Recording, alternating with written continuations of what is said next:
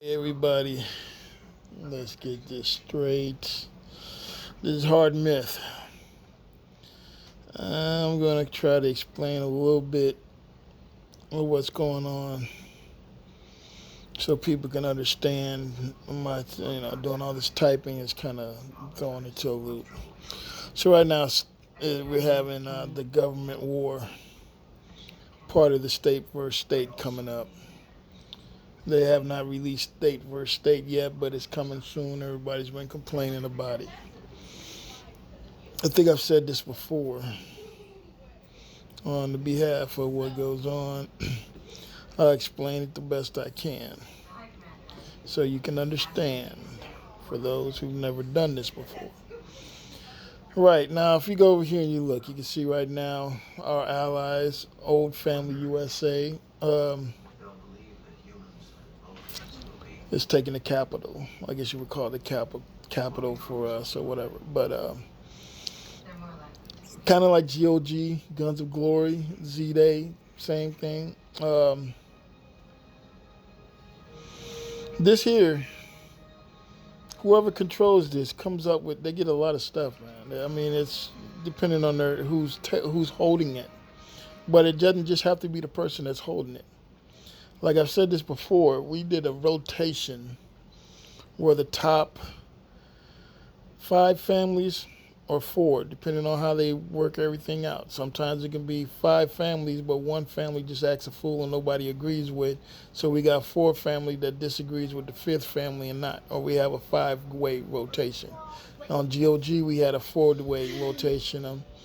On Z-Day, we only had a 2-way because there was the 2 big main families. I was on one, but the other was our ally, and then the other 3 were against us, but they weren't strong because what we did was take every strong person and had them add to our teams to make us strong.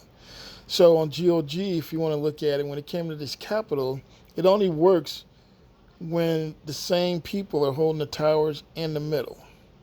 Other people can attack, but while you're attacking, you're hurting them if they're allies of yours. This would be in persuasion saying that state versus state open. There would be 2 other states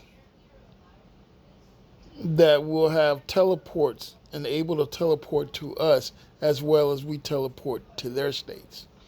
And what it is they come here. It could be 3, 4, 5, 6 alliances from a different state.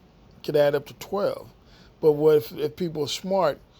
What they do is they find if they got the 4 families or 5 families that's joined.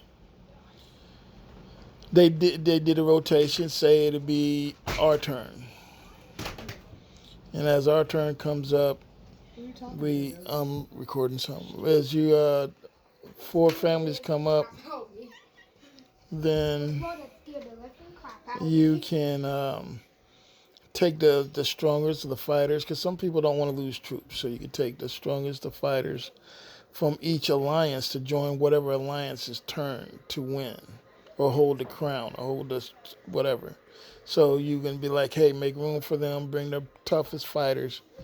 Just like as if it's their turn, we'll take our toughest fighters and join them just for that day. And then we would go in whoever's turn is for rotation and go help build, take over. And then that way, if we go to another kingdom, it will work the same way. If that kingdom's people are holding the tower, holding the government, we would attack the towers, take over the towers, reinforce the towers so the towers shoot the middle to take down some of their troops. So that way their troops would die out. Then we would rally and hit the middle. Sometimes it's best to rally and hit the towers too, so that way you can kill, because most of these are all reinforced. But as I said, everybody that's attacking now, they're actually killing off their troops and killing off UWR troops. So underground's troops are being attacked by everybody. You know what I'm saying? And if they're holding, but they're still losing troops. You got to remember, this is an all offense. There's no defense. And so, what troops you lose is troops you lose. You know, they might get a couple wounded if your things is your everything's upgraded correctly and you researched everything correctly. Yeah, you might end up with some wounded troops, but you might end up losing a lot.